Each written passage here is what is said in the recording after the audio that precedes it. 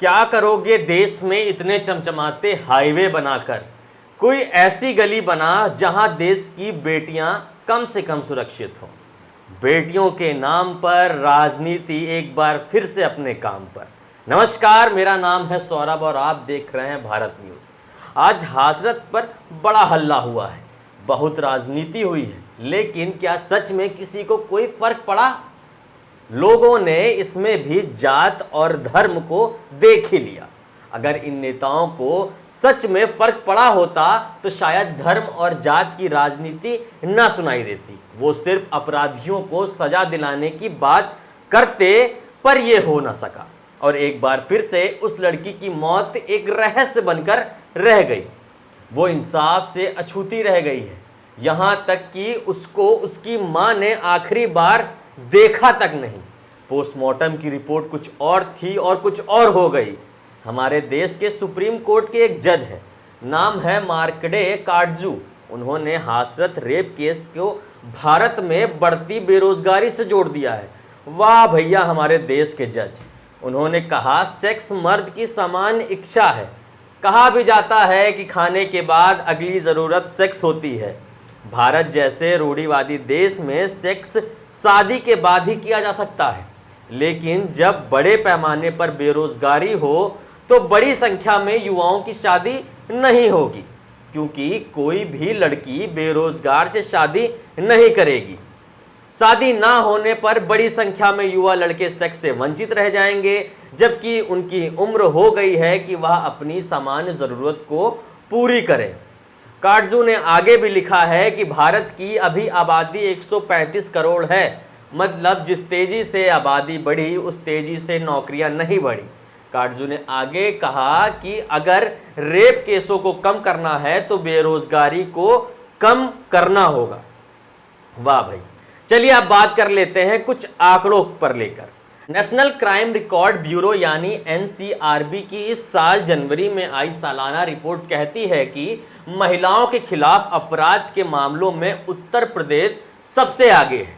देश में महिलाओं के खिलाफ 2018 में कुल 3,78,000 मामले हुए और अकेले यूपी में तकरीबन 60,000 मामले दर्ज किए गए। यानी देश के कुल महिलाओं के साथ किए गए अपराध का लगभग 16% सिर्फ उत्तर प्रदेश से हुआ।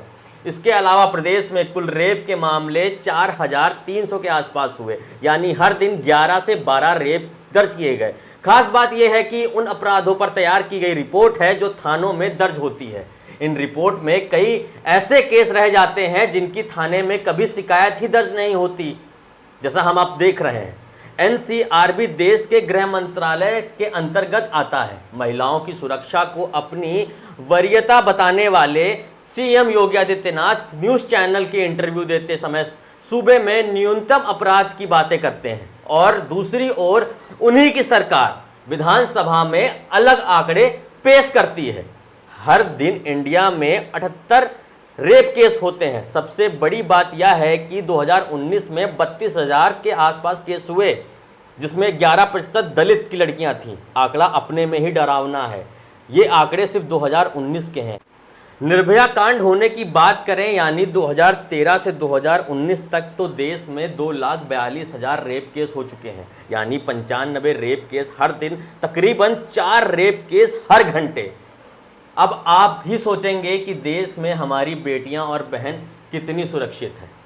सरकार की तरफ से बातें बड़ी बड़ी, काम क्या है, इन आंकड़ों से आप समझ सकते हैं। बाकी आप हमारी इस वीडियो पे क्या राय रखते हैं हमें लिख कर ज़रूर बताएं। हम यहाँ कोई राजनीति करने नहीं आए हैं, सिर्फ और सिर्फ सरकार की आंखें खोलना ही हमारा मकसद है। हम चाहते हैं कि हमारी बहनें, हमारे बेटियां, हमारे देश की बेटियां सुरक्षित रहें। वो कहीं भी जाएं, वो कहीं भी टहलें, वो सामान्य लड़कों की तरह अपना जीवन जी सकें, जैसे हम लड़के कहीं भी किसी भी समय जा सकते हैं। लेकिन क्या ऐसी बात है कि आज तक देश को इतने साल आज़ादी के होने के बावजूद हमारे देश की बेटियां, और अगर वो हमारी बहनें घर से बाहर निकलती हैं तो हमें उनकी परवाह होने लगती है। क्यों हम नहीं निश्चिंत होकर घर पे बैठ सकते हैं, जैसे हमारे देश में अगर हमारे परिवार में लड़के बाहर घूमते हैं। आप हमारी जो वीडियो पे जो भी राय रखते हैं हमें लिख कर ज़रूर बताइए, या आप हमारा ये वीडियो हमारे फेसबुक पेज पर देख रहे हैं तो हमारे पेज को लाइक ज़रूर करें और इस वीडियो को शेयर करें, या आप हमारा ये वीडियो हमारे यूट्यूब चैनल पर देख रहे हैं तो हमारे चैनल को सब्सक्राइब करके बेल आइकन को ज़रूर प्रेस करें। बाकी वीडियो देखने के लिए धन्यवाद।